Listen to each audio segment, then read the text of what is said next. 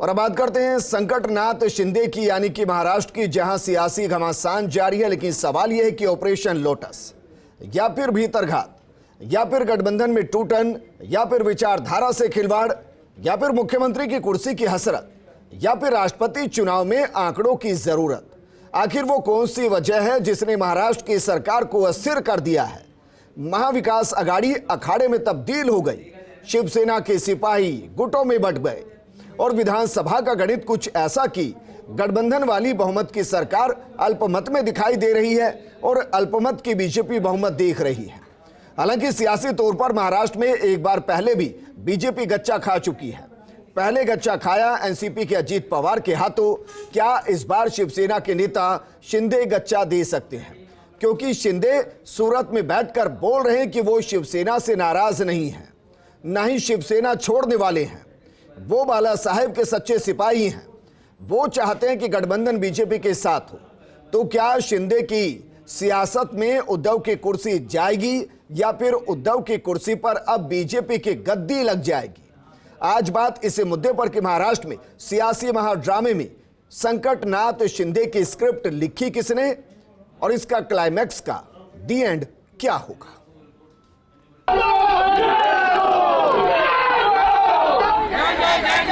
शिवाजी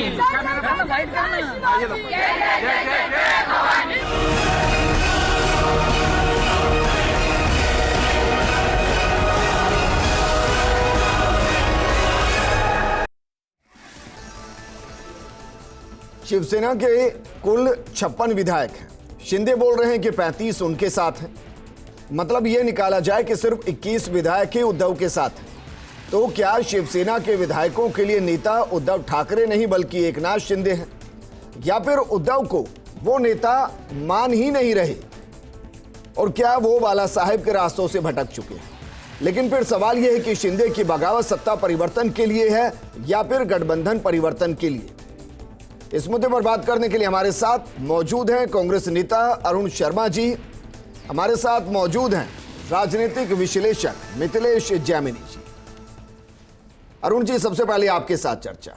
अभी तक तो यह था कि जहां कांग्रेस की सरकार है उनको गिराया जा रहा था, अब तो जहां गठबंधन की सरकार है उनको भी गिराया जा रहा है। क्या तटस्थ होकर कांग्रेस देखती रहेगी?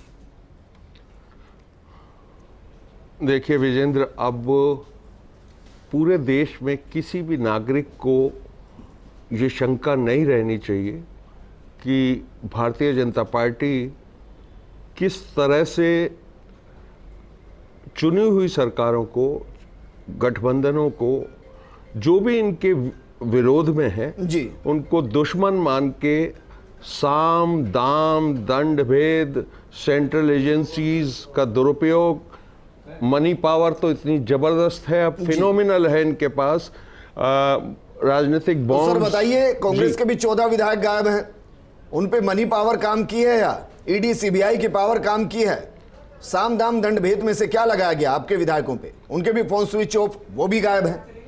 देखिए कुछ भी स्पष्ट नहीं है और ऐसे में बहुत क्लैरिटी होती भी नहीं है, दावे ही होते हैं, कयास होते हैं। लेकिन मैं एक मेथोडोलॉजी और टेक्निक और सत्ता किसी भी कीमत पर रेखांकित कर रहा हूं मैं, उसमें ये पीछे नहीं हटते हैं। ये महाराष्ट्र में भी पहले ट्राई कर चुके हैं। बयान आपका मतलब मैं क्या निकालूं कि सरेंडर कर रहे हैं?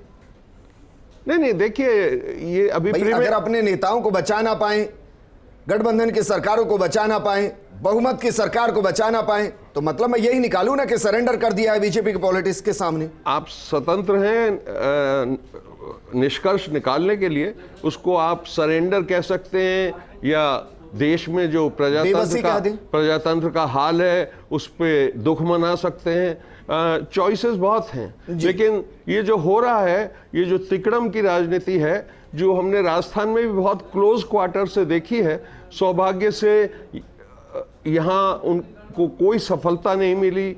वो चाहे विघटन की बात हो, चाहे राज्यसभा के चुनाव हो, ये 3.5 साल भारतीय जनता पार्टी राजस्थान में सिर्फ इस ख्वाब में जीती रही है कि ये सरकार अभी गिरेगी।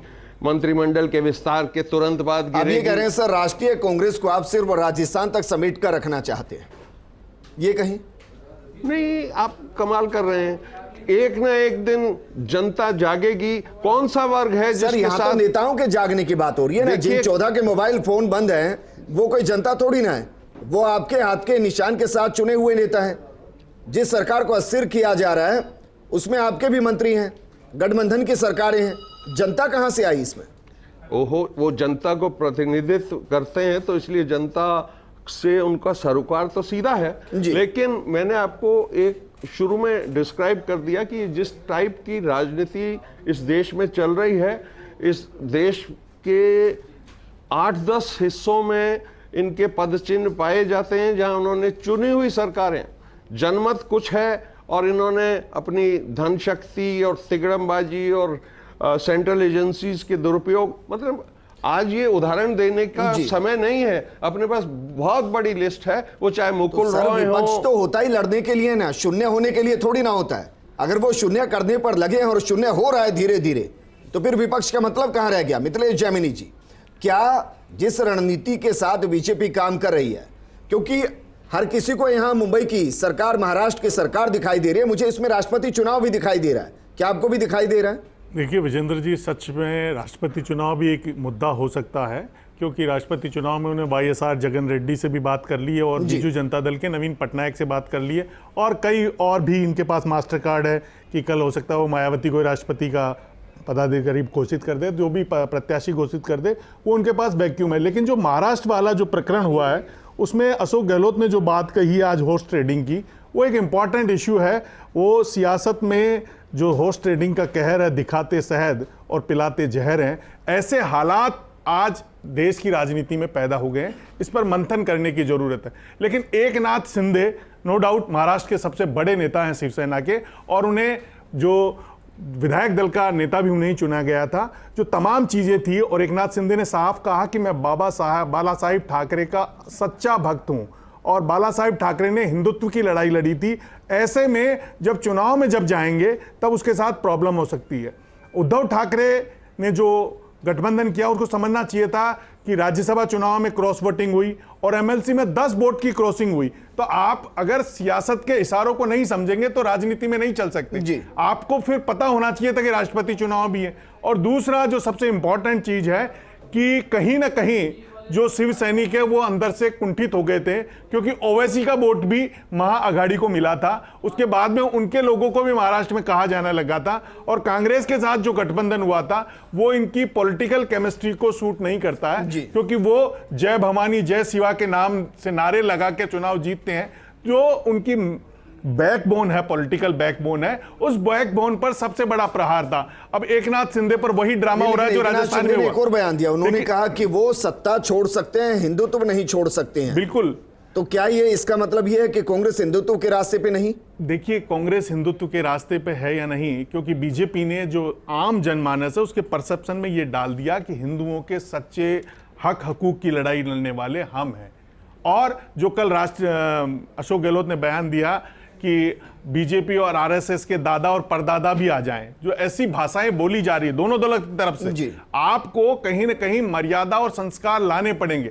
जिस तरीके की डेमोक्रेसी में एक तरीके के फेज चल रहा है कि एक तरीके गिरावट का, शरण का दौर चल रहा है, उसमें सोचने की जरूरत है। लेकिन जो महाराष्ट्र वाला, यहां अगर हम सिर्फ कंपैरिजन करें शिंदे वर्सेस उद्धव ठाकरे, उद्धव ठाकरे बाला साहेब के वारिस, उनको नेता मानते हैं, लेकिन 56 में से 35 चलते हैं शिंदे के साथ, तो डमी की तरह हो गए। देखिए, जो हाल कांग्रेस के अंदर है वही शिवसेना के अंदर दिखाई दे रहा है। बिल्कुल इसी का हश्र ये आज देखने को मिला है।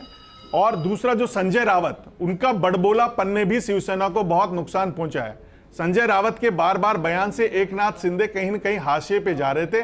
और दुनिया में ये नियम है, जो भी राजनेता होता है, जिसे राजनीति करनी होती है, वो पूरी तरह ये चाहता है कि उस पर फोकस रहे। जब एकनाथ शिंदे को लगा कि संजय रावत और 2-3 चेहरे जो उद्धव ठाकरे के आसपास हैं वो उनकी धरातल को कमजोर करने में लगे हुए हैं, तो ये उन्होंने फैसला लिया। और दूसरा, कई पहले भी जो शरद पवार की मीटिंग नरेंद्र मोदी से हुई, तमाम चीजें हुई, शरद पवार राष्ट्रपति के प्रत्याशी से दूर हुए, फारूक अब्दुल्ला दूर हुए, गोपाल कृष्ण गांधी दूर हुए, जो तमाम चीजें चल रही थी वो कहीं ना कहीं संकेत दे रही थी कि महाराष्ट्र में कुछ न कुछ बड़ा होने वाला है। लेकिन आपको क्या लगता है कि उद्धव ठाकरे का डाउनफॉल इसके साथ, क्योंकि अगर वो बीजेपी के साथ जाते हैं इसका मतलब ये निकलता है कि शिवसेना पर कंट्रोल उद्धव ठाकरे का नहीं शिंदे का है, और अगर वो नहीं जाते हैं तो शिंदे वैसे ही कह रहे हैं कि बीजेपी के साथ गठबंधन होना चाहिए और वो कांग्रेस एनसीपी के साथ रहेंगे नहीं, ऐसी स्थिति में सरकार गिरेगी, वहां भी डाउनफॉल है। इस वक्त उद्धव ठाकरे के हाथ में क्या है?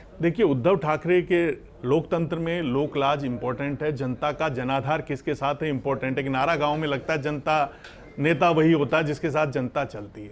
आज एकनाथ शिंदे के साथ शिवसेना खड़ी है, तो एकनाथ शिंदे नो डाउट बहुत बड़ा चेहरा है और उनकी जो भाषा में कड़क है, जो उनमें अपने जो उनके रोल मॉडल हैं बाला साहिब ठाकरे साहिब, उनको फॉलो करते हैं। और देखिए, जो जनता जिसको चाहती है वही नेता बनता है। कांग्रेस ने राहुल गांधी पे इतने प्रयोग किए, सफल नहीं हो रहे हैं। हालात यह है कि प्रदर्शन करने जा रहे हैं वहां और सचिन पायलट वाले नारे लगाते हैं, सचिन पायलट जिंदाबाद, अशोक गहलोत वाले कह रहे हैं अशोक गहलोत जिंदाबाद, वो बेचारा जिससे ईडी से पूछताछ हो रही राहुल गांधी, उससे जिंदाबाद के नारे नहीं लग रहे। तो तमाम दलों में जो जनता में लीडर है उसी की वैल्यू होती है। और एकनाथ शिंदे की ये एक पॉजिटिव है कि वो महाराष्ट्र की नब्ज को समझते हैं और जो बीजेपी का एक थिंक टैंक है। लेकिन क्या आपको लगता है कि जो पारिवारिक पॉलिटिक्स के शिकार होते हैं, जैसे कि कई पार्टियां हैं उसमें, उद्धव ठाकरे भी वैसे ही हैं, क्योंकि शिंदे लगातार जीतते आए हैं, उन्होंने जनता के बीच में जाकर अपनी जमीन तैयार की है, और उद्धव ठाकरे अचानक से मुख्यमंत्री बने, उनको पता नहीं कि जमीन पर किस तरीके से काम किया जा रहा है। क्या उसके साइड इफेक्ट?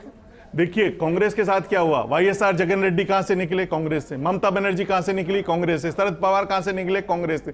जिस जिस राजनीतिक दल में परिवारवाद का जहर जितनी तेजी से फैलेगा, उसका क्षरण, उसका पतन निश्चित है। कांग्रेस इस चीज को आज समझे या 10 साल बाद समझे, जो जनता में रहता है, जो जनता का चेहरा है, वो देखिए आप, आज राहुल गांधी के लिए पूरा इंडिया बंद हो जाना चाहिए था। अगर मास लीडर का मतलब यही होता है कि देश बंद हो जाए। इंदिरा गांधी थी तब कांग्रेस क्या थी? इंदिरा गांधी की डेथ पर पूरा देश रोया। इंदिरा गांधी ने जब पाकिस्तान के टुकड़े कराए, आज ऐसी कांग्रेस तो है नहीं। आज कांग्रेस की हालत यह है कि मुख्यमंत्री नीचे चल रहे हैं, 500 लोग उसके चल रहे हैं, उसके खिलाफ दूसरा सचिन पायलट अपना खेमा लेके चल रहे हैं। यानी कहीं ना कहीं अगर मुखिया कमजोर होता तो परिवार में बिखराव आ जाता है। वो कांग्रेस में हो रहा, वही कहीं ना कहीं शिवसेना में दिखाई दे रहा है। वो भाजपा के लिए शुभ है, चाहे वहां सरकार गिरे। हो क्या रहा है वहां पे? सत्ता परिवर्तन होगा या गठबंधन परिवर्तन होगा? सत्ता परिवर्तन होगा मुझे मुश्किल लग रहा है, लेकिन गठबंधन परिवर्तन पूरी तरह होने के चांस है, क्योंकि कहीं ना कहीं जो यशवंत सिन्हा को घोषित किया है वो बिहार से नाता रखते हैं, और बिहार में जो एनडीए का सबसे प्रमुख घटक दल है वो कहीं ना कहीं, क्योंकि वो सेम उससे भी है और वो एक आईएएस रहे हैं यशवंत सिन्हा, और किसी जमाने में अटल बिहारी वाजपेयी के सबसे नजदीक के सिपह सलार थे। मोदी से फिर उनका तकरार हुआ और आज वो इसमें है। तो कहीं ना कहीं राष्ट्रपति चुनाव में कहीं बीजेपी को लॉस नहीं हो जाए, और बीजेपी किसी भी कीमत पर नहीं चाहेगी कि ऐसा कुछ हो जो एक उनका टेम्पो बना हुआ है, पॉलिटिकल पूरा ग्राफ बना हुआ है आज देश में, उसमें कहीं ना कहीं नुकसान हो। ठीक है अरुण शर्मा जी, कांग्रेस में कोई थिंक टैंक ऐसा है जो इस वक्त राष्ट्रीय स्तर पर सोच रहा हो कांग्रेस को मजबूत करने के लिए, और जहां जहां गठबंधन है वहां उन गठबंधन को मजबूत रखने के लिए, उनकी विचारधाराओं के साथ चलने के लिए कोई ऐसा थिंक टैंक है अहमद भाई के बाद जो इस वक्त राष्ट्रीय स्तर पर सोच रहा है?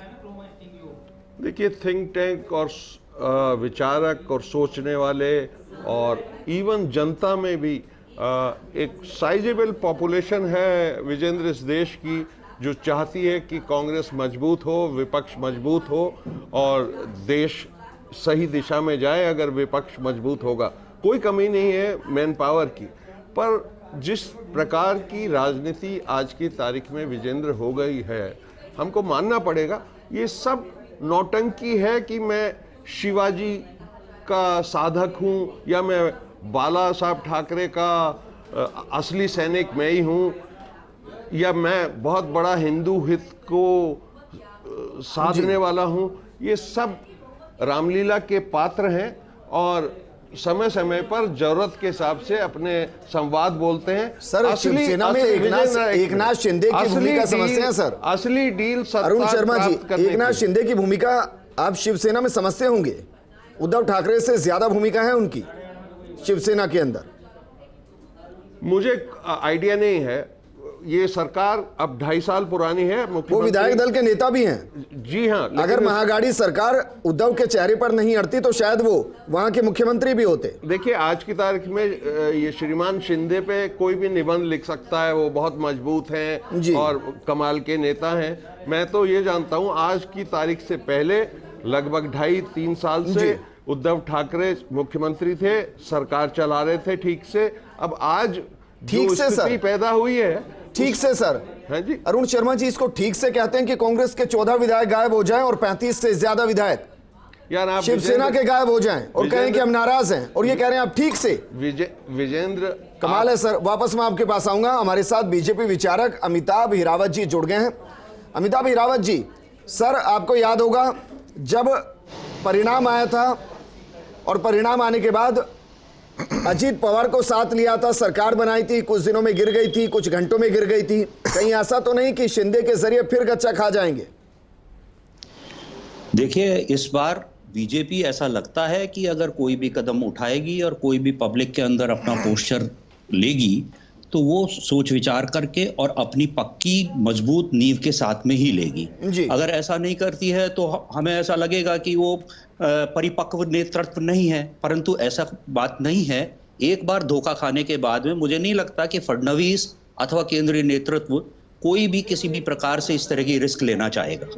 जब तक कोई क्लैरिटी नहीं होएगी तब तक वो इसके अंदर अपना हाथ नहीं डालेंगे। सर, एक और सवाल आपसे जो आज पूरा देश जानना चाहता है कि अगर मानकर चलते हैं कि शिवसेना के साथ एक बार फिर गठबंधन हो जाए, जिसकी राह पर चल रहे हैं, या फिर शिंदे के साथ जो विधायक हैं वो इधर बीजेपी के साथ आ जाएं, क्योंकि वो वैसे भी 1/3 के आसपास हैं, दल बदल का कानून लागू नहीं होगा, इतना आंकड़ा है उनके पास। तो मेरा सवाल ये है कि मुख्यमंत्री बीजेपी का होगा या समझौता करके शिंदे को बना देंगे, या जिसको शिंदे चाहेंगे उसको बना देंगे?